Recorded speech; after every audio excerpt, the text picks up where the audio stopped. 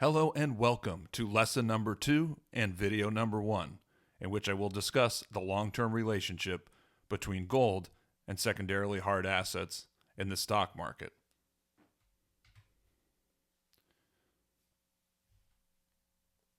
Over very long periods, gold and commodity prices have an inverse relationship to the U.S. stock market.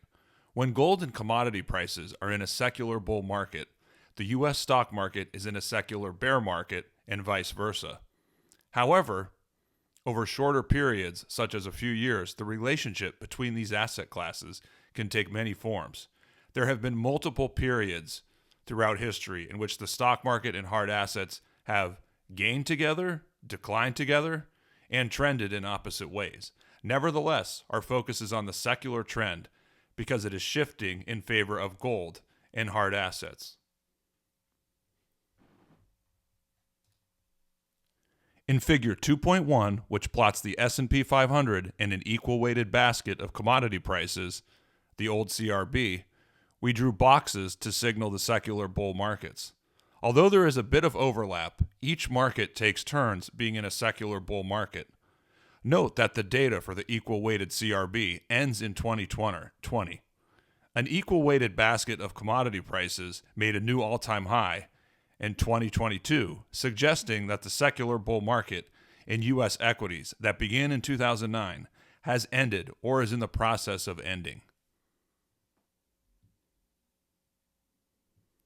The secular relationship is even sharper with respect to gold in the U.S. stock market.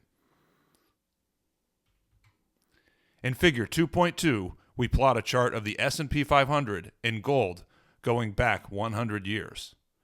Note how the few major breakouts in each market occurred soon after the other market made a secular peak. For example, the U.S. stock market's epic breakout in 1982 occurred shortly after gold's historic peak in 1980. The S&P 500 broke out of a 13-year base in 2013, 2 years after gold's peak in 2011. Gold's historic move in 1971 began a few years after the S&P 500 peaked at the end of the 1960s. As we can see in early 2023, gold is coming very close to threatening its third major breakout, and arguably its most important breakout in 50 years. Although the gold price was pegged and rarely changed until 1971, one can assess precious metals' historical performance by charting the gold stocks and silver. In figure 2.3, we plot the S&P 500, the gold stocks, silver, and gold. Nick Laird of sharelinks.com provided the historical data for the Barron's Gold Mining Index, which dates back to 1938. He also provided additional gold stock data to attach to the Barron's Gold Mining Index for the years before 1938. As you can see, precious metals markets perform best during the secular bear markets in U.S. stocks, highlighted in yellow. Within those periods, U.S. stocks enjoyed some cyclical bull markets. Those were years in which precious metals and U.S. stocks trended higher together.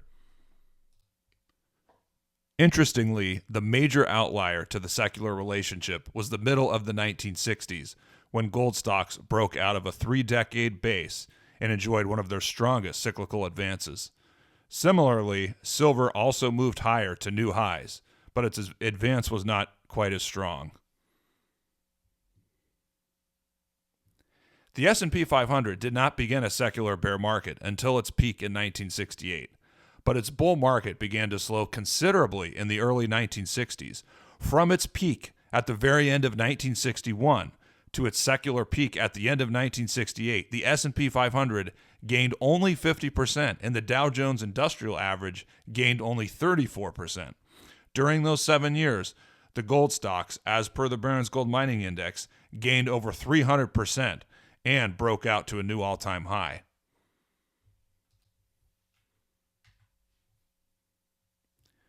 The current and most recent period has been similar to the 1960s, but precious metals have not performed as well as they did then.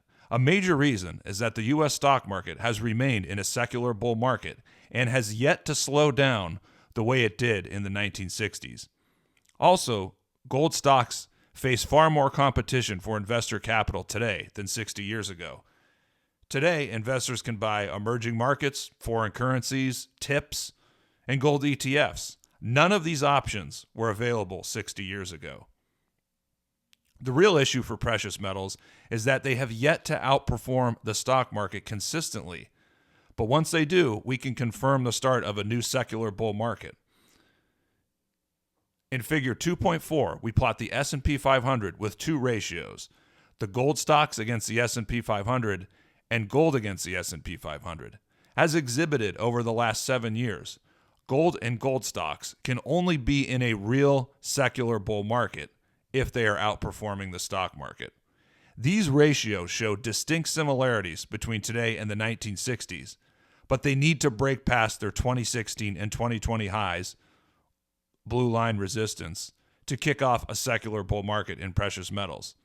I should also note that the Barron's Gold Mining Index today is stronger than most gold mining indices, which are a better reflection of current share prices. In the 1960s, one could not own gold.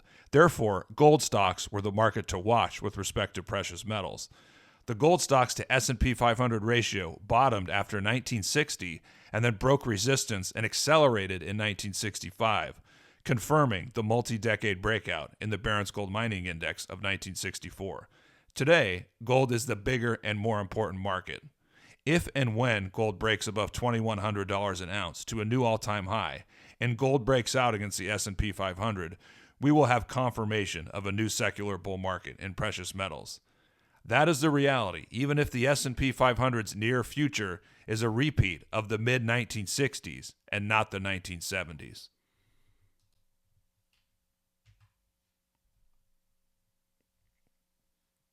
In figure 2.5, we zoom in on gold and the two ratios. We use the GDX Exchange Traded Fund for gold stocks. Gold is likely to break past $2,100 an ounce before the two ratios break their resistance, but those ratios must break past their 2016 and 2020 highs to confirm a new secular bull market.